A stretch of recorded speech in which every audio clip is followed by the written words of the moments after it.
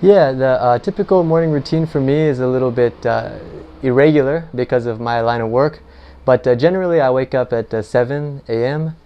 It's a good time. My daughter wakes up early anyway too, so we get up together, come downstairs, eat breakfast. My wife is not here usually because she works much earlier, so she's out of the house by 6. Yeah, so we eat breakfast. She watches her cartoons and I eat my normal cereal and milk. And then I take her to school by 8:30. We ride the bicycle. We have the bicycle with the kid seat in the back. And then yeah, I drop her off there and come back and start work. Have you ever tried a Japanese breakfast? Yeah, I tried it when I first moved here and I started living with my wife's family because they all eat the Japanese breakfast, but it's too heavy for me and too salty, so I prefer to just stick to the cereal and milk. Sure. And where do you work? Yeah, actually, I work right here at the house. In the basement, I have a small classroom where I teach people English. Okay. Can we go see? Yeah, sure, it's no problem. Oh yeah, let's go. It's this way. Right.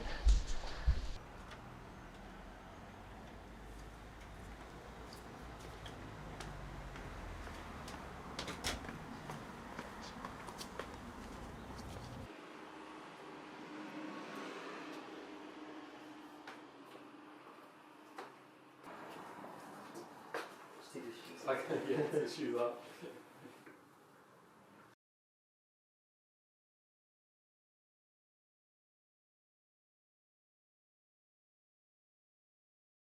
It's been almost 2 years now. We started, opened in 2017 in May. Yeah, so 2 years, almost exactly. Okay. And what was it like getting an English school started?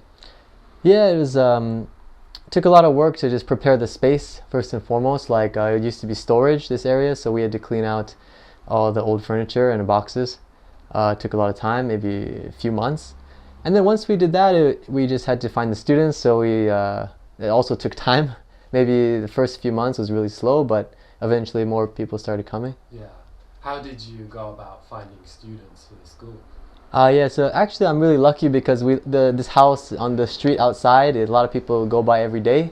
So I just put a sign outside that said Eikaiwa and have my contact information. And yeah, that was it. And then word of mouth too. After some students started coming, they told their friends, and then I have a lot of students from that as well. Okay. hmm So in a typical day, how many students do you have? It really varies, but I could have like from 1 to 6 to 7 Yeah. a day. Yeah, Okay. but maybe typically average 3 or 4. Yeah.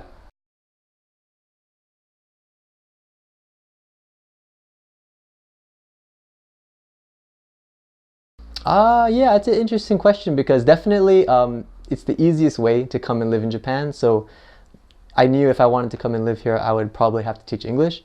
But at the same time, my grandparents are both teachers and my mother's a teacher, so I was interested in teaching anyway. Maybe not necessarily English, but teaching something. So maybe even doing like tutoring in Hawaii or something like that. It was on my mind. So yeah, it's a mix of both, I suppose. So first, like right after I graduated college, I did the JET program.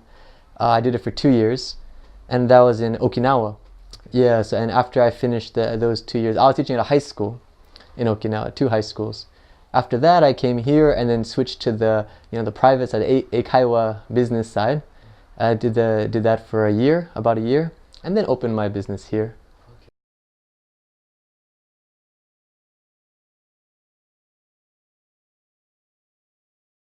I think the biggest thing is the freedom to create your own lessons and do what you want to do with your classes. In both jobs, ALT, you have to listen, assistant language teacher, so you have to listen to your Japanese teacher of English for pretty much every lesson. And then for the Eikaiwa, you listen to the manager of the school. So the biggest thing for me is just having the freedom to do what I want, and every student's a different, so I can go at different paces with different students. Create my own material. Yeah, I think the freedom is the biggest thing for me. Okay, I see.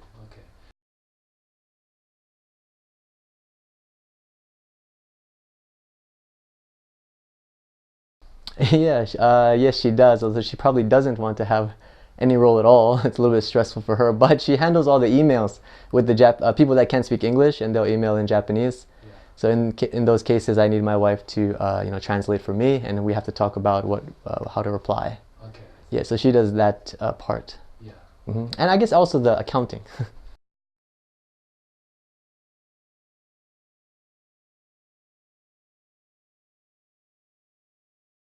Yeah, it's a good question because doing like your own business or doing my own business, there's a lot of time where it's not a normal 9 to 5 job. Lots of breaks in between the middle of the day. You work at night or early morning, so I do have a lot of time, usually in the afternoon. And then during that time, I try to do chores, or if I have like a maybe 3 hour break, I go out of the house, go to do some shopping, or my hobby now is the climbing, what is it, bouldering it's called here. And yeah, I'll try to do that for exercise. Oh, actually, I have another student coming soon, so I'll see you guys later.